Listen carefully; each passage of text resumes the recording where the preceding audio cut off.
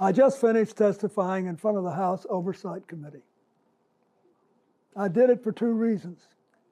First, I love my country, including our Constitution. And America was built on the idea that no person is above the law, even presidents, especially presidents, and that we should all live under the same set of rules. This kind of democracy requires every person to play their part. And I hope that by being there today, we can bring ourselves just a little further away from the brink and back to being a country where we can disagree civilly and we can search for truth and justice, and that it outweighs the partisan urge to score points and create spectacle. The second reason I was there is that the girls and women whose lives Jeffrey Epstein destroyed deserve not just justice, but healing. They've been waiting too long for both.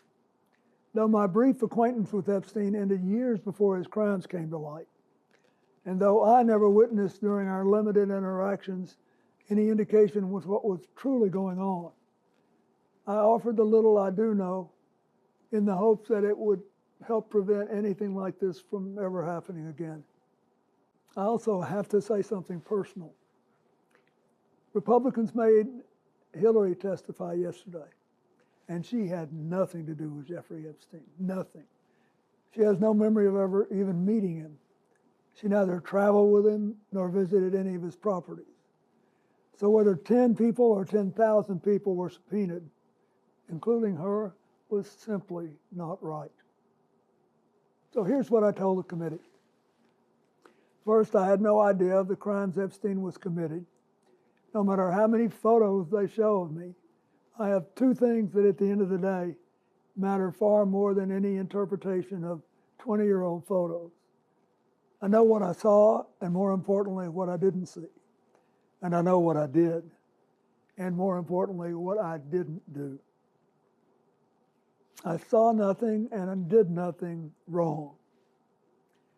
As someone who grew up in a home with domestic violence, not only would I not have flown on his plane if I had any inkling of what he was doing, I would have turned him in myself and led the call for justice for his crimes, not the sweetheart deal that we got.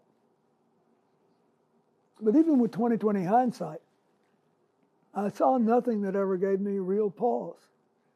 We're only here today because Epstein hid it from everyone so well for so long.